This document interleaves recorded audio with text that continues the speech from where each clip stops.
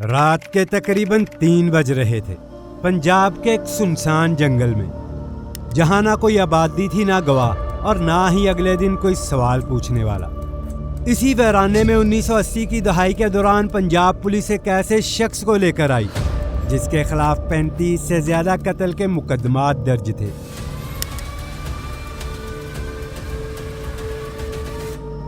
ایک M P اور اس کے پورے خاندان کے قتل کا الزام، ایس پی اور ڈی ایس پی رینک کے افسران کے قتل کا الزام۔ یہ محض گرفتاری نہیں تھی، یہ دراصل ایک طے شدہ انجام تھا۔ اسے کہا گیا بھاگو، وہ بھاگا اور پھر پیچھے سے 5 گولیاں چلی۔ پولیس کو لگا اب سب ختم ہو چکا ہے، مگر حقیقت یہ تھی وہ مرا نہیں تھا۔ 5 گولیاں لگنے کے باوجود وہ جان بچانے میں کامیاب ہو گیا۔ نہ لاش ملی، نہ قبر، نہ کوئی حتمی ثبوت۔ 2 سال گزر گئے اور پھر پنجاب کے مختلف شہروں میں اسی نام کا خوف دوبارہ سنائی دینے لگا۔ تب اندازہ ہوا یہ کوئی عام گینگسٹر نہیں تھا، یہ وہ شخص تھا جس کے پاس پاکستان کے خطرناک ترین شوٹرز اور بدنام زمانہ ڈانز پناہ لیتے تھے، حنیف بابا، شفیق بابا اور ہمایوں گجر، جس کے روابط ٹیپو ٹرکاں والے اور گوگی بٹ تک پھیلے ہوئے تھے۔ وہ مجرم تھا جسے ختم کرنے کے لیے صرف پولیس کافی نہ سمجھی گئی اور جس کے لیے پاکستان آرمی کو میدان میں اتارنا پڑا۔ مگر اصل سوال یہاں سے شروع ہوتا ہے، آخر وہ کون سا لمحہ تھا جب سیالکوٹ کا ایک عام سنار کا بیٹا عبد المجید قانون کے سامنے کھڑا ہو کر بھولا سنیارا بن گیا؟ یہ سب کہاں سے شروع ہوا؟ جرم سے یا اس ناانصافی سے جس نے ایک بیٹے کو بدماشوں کا بھی بدماش بنا دیا؟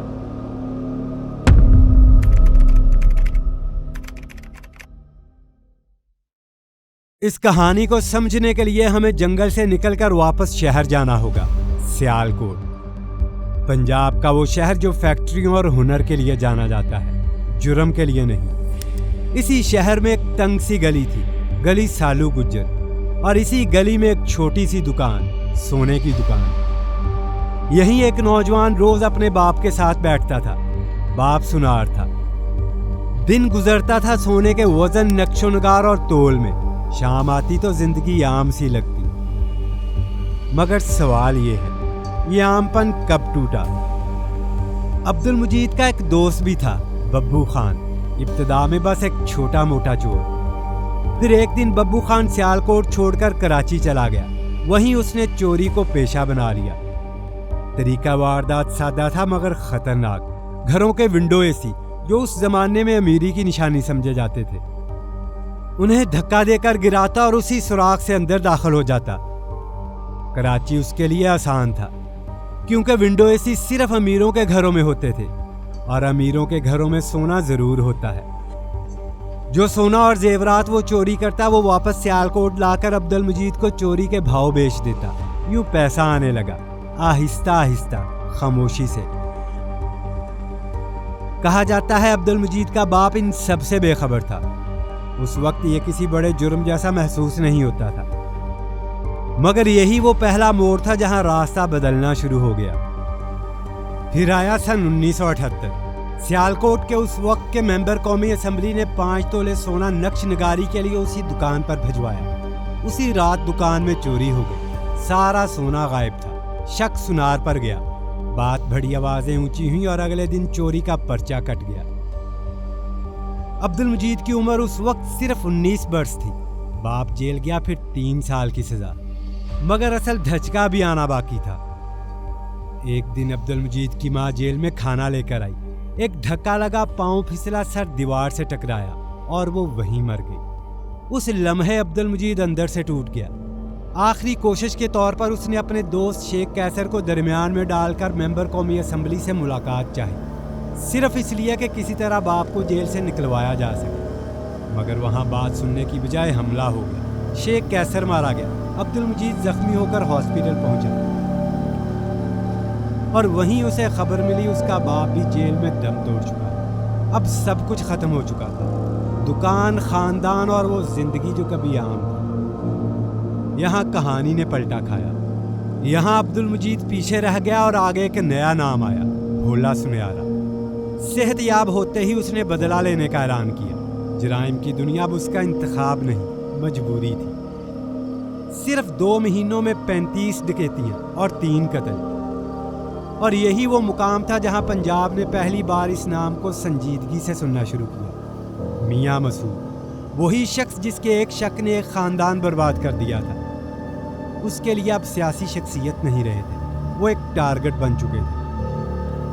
عبد المجید جانتا تھا کہ براہ راست حملہ ممکن نہیں، میاں مسعود کے ساتھ سیکیورٹی ہوتی ہے، اس لیے اس نے موقع کا انتظار کیا۔ وہ موقع اس وقت آیا جب میاں مسعود اسلام آباد سے قومی اسمبلی کے اجلاس کے بعد سیالکوٹ واپس آ رہے تھے۔ گاڑیوں کا قافلہ تھا، متعدد گارڈ ساتھ تھے۔ اسی دوران حملہ کیا گیا، فائرنگ ہوئی، چند لمحوں میں صورتحال بدل گئی۔ میاں مسعود اس حملے میں محفوظ رہے، لیکن ان کے 4 گارڈز موقع پر مارے گئے، 5 شدید زخمی ہوئے۔ یہ حملہ واضح پیغام تھا۔